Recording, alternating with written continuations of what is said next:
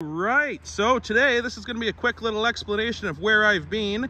Plus I think we're going to fire up that old Volvo and move some skids around with it. But anyways, I've been gone for a little while here because I started a landscape supply yard. I started a second business. And we also had a newborn baby girl. So that's exciting. But as you can see, things have been busy. So we make all kinds of stone products here. There's armor stone over there. There's split-faced granite or field stone over there. And all sorts of other things that we're working on here. That's Charlie, the yard manager, and also my master mason, who also does all this stone work.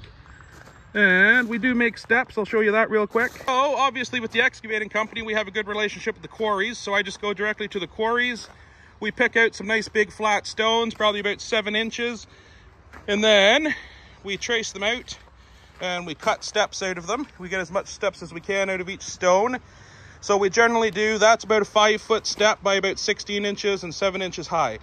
And we cut all these stones up, get as much as we can out of them. And then good old Charlie there grabs the skid steer and picks them up, flips them over, and chips all the faces of them to make these. This is the finished product. You can see the face is all chipped so that it looks natural again, but it is uniform. The back stays cut because that just goes to the back. Nobody sees that. This is our last step, that's in stock, and that pink rock on it is indicating that it's also sold, but no one's picked it up just yet. So these steps have been selling like crazy, so we're actually really low on stock of them. But anyways, that was a little update to why I haven't been on YouTube for a little bit. So let's go fire up that Volvo, see if it wants to start this morning. And we'll grab a couple skids of... We've got to grab a couple skids of that split-faced granite because we have a guy coming this morning that wants it. So I'm going to bring it over here so that's in a better, easier to load spot. And go from there. This is the old Volvo loader. It came at the yard. It wasn't running when I got here. But Victor spent an hour or so with it there and got it running. Now it's running pretty good. So that's primarily what we use around the yard because obviously it's got the heavy lifting to move these big rocks and stuff around. So let's see if the old girl wants to fire up this morning.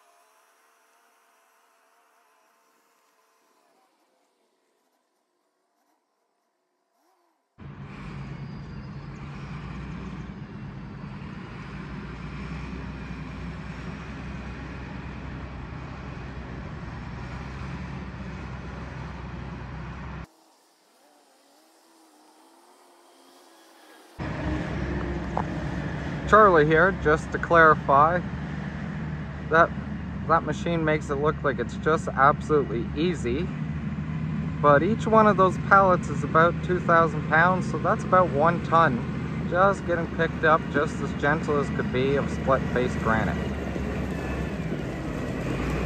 We're just bringing them out to show because we have a client who's buying these for They bought about 1,000 square feet of granite stone for the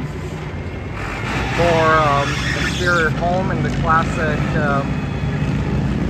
fieldstone styling.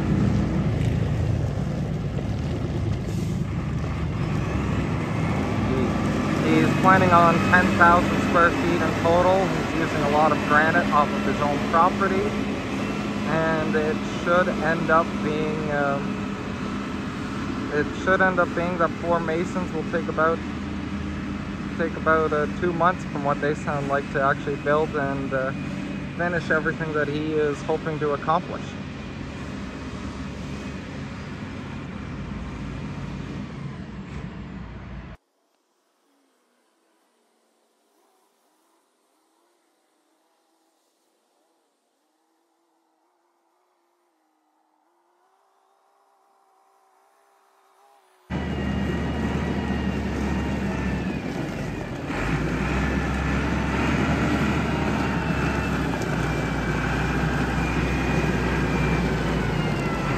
Cole makes driving that thing look like it's easy though.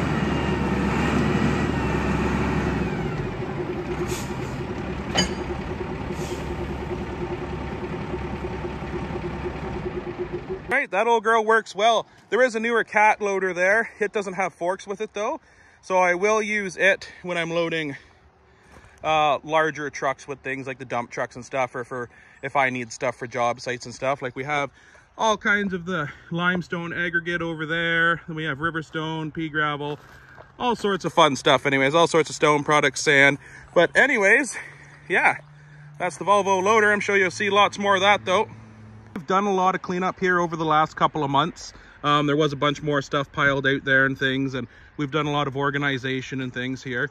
Obviously there's still some more cleanup to do, like right here.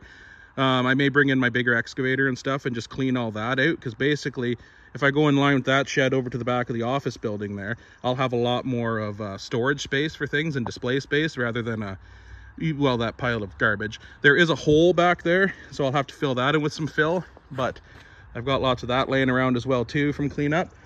So I'll get there at some point. But anyways, things are coming along. It's been going nicely. The excavating company's been busy. So, and with the new baby and everything, that's where I've been. Anyways, that was just a quick little update on me. Hopefully I'll be getting some more videos out here soon as I'm figuring more of this stuff out, and I don't have to be here as often and things. So anyways, for now, that was a short video. So let's add a little bit of length to it. Let's do something with the old bulldozer. This bulldozer hasn't moved since I think I dug that pond out with it. So I'm really hoping that the dry clutches in it haven't seized up again, or Victor's going to be very unhappy with me. But it's also looks like it's sank in the ground a little bit sitting there, but that's okay.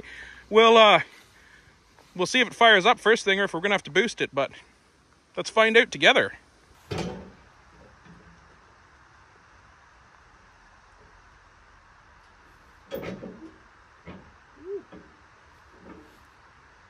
Wasp nest.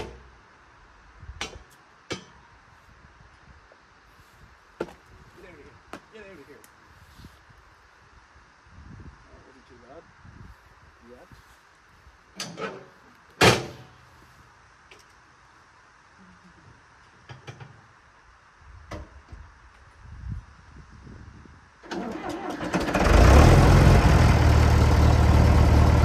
That old girl's been sitting for about 2 months and it just fired right up there.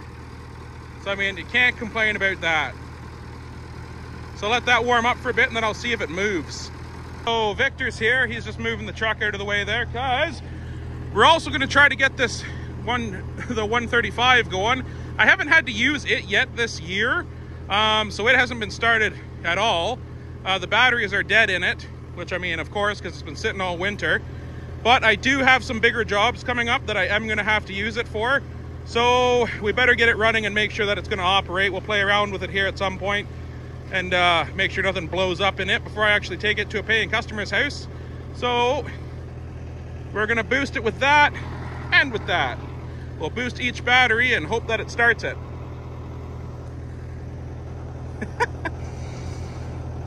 You're there.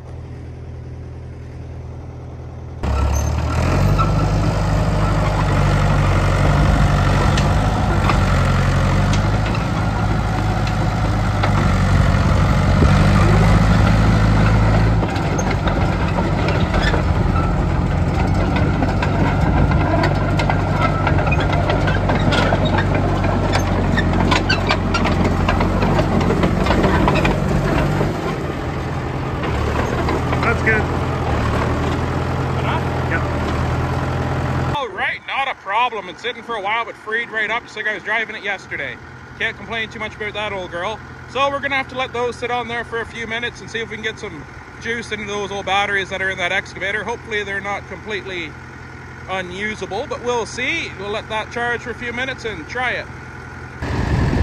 Well, time to see if she'll kick off.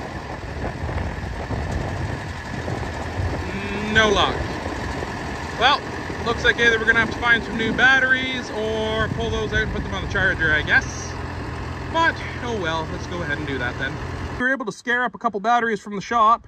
Let's get them in there and see if she'll pop off. All right, well, we got those batteries jammed in there, and Victor's about to jump in it and turn the key and see if she fires up.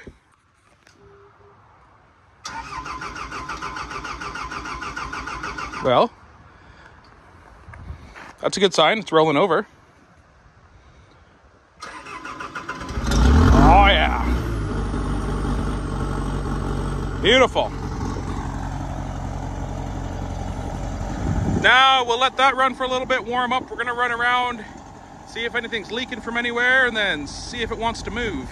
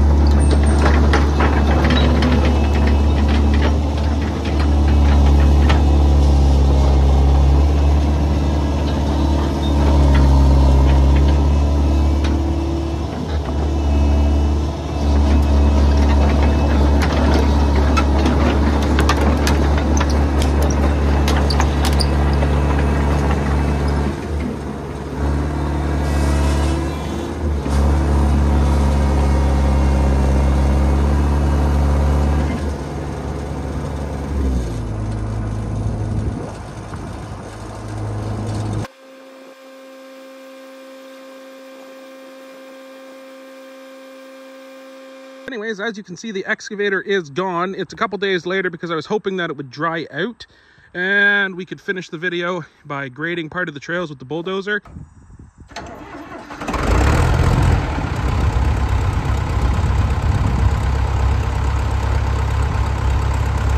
So I never actually got a chance to do anything with the bulldozer on the property because I had to send both it and the 135 excavator out to a job.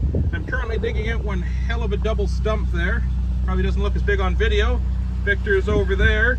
And anyways, yeah. Obviously this is the tandem axle. We built it out of a tri-axle. So we shortened the frame and got rid of the lift axle and everything. So it's a good solid tandem axle truck there. I might show a quick video of us pulling it out of the woods and a little bit of work done to it, but I don't think I have that much footage because I didn't have the time to video it when we were working on it and when Victor was doing some final details and stuff to it. Like I said, just been very busy. So this is when it's still a tri-axle. You can see the lift axle there. We ended up taking off the lift axle, shortening the frame and shortening the box because it was in really good shape. So I was able to pull the box off with the 120 excavator, but it was a little heavy to set back on. Luckily for us, one of my uncles has a high-ab truck, and he was kind enough to come and set the box back on for us once it was cut shorter and ready to put back on.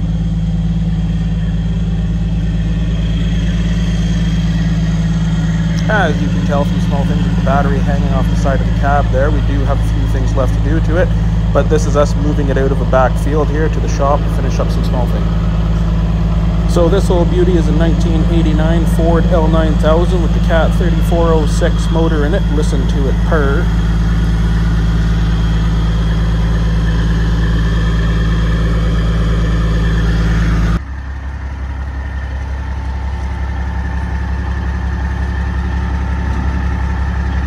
Built air, let's see if she moves.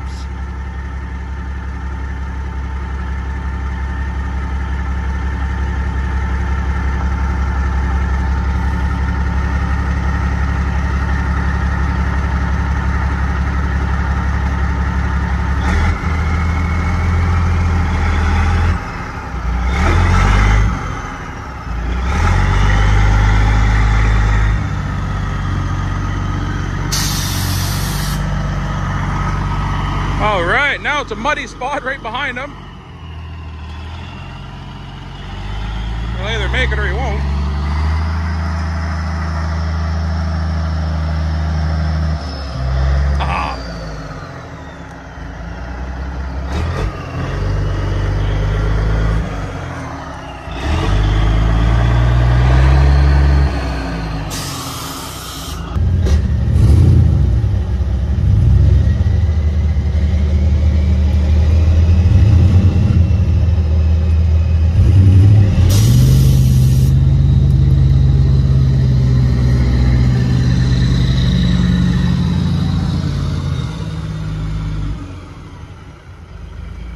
All right, not the worst mud hole ever, but we were pretty deep for a dump truck.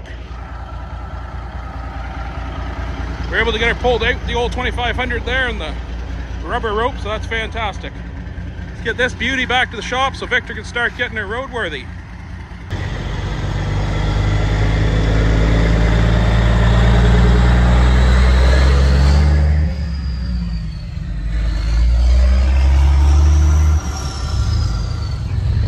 She's back at the shop now. There's Mike just going out in the top kick.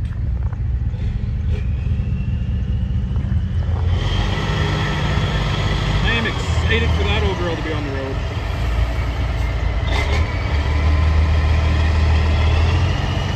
Anyway, she's back here. Victor's going to give her some loving. The attention it's calling for, and then yeah, she should be good to go. We'll go over and see what Victor's doing here at the bulldozer. So what we're actually doing at this job is we were hired to get rid of a fence line here. And I knocked over some trees and got into this next field here. And the guy wants us to take all that material and bring up this area over here because it's low. But anyways, yeah. So that's it for this one. We'll have some more videos with the tandem and the bulldozer coming soon, but thanks for watching.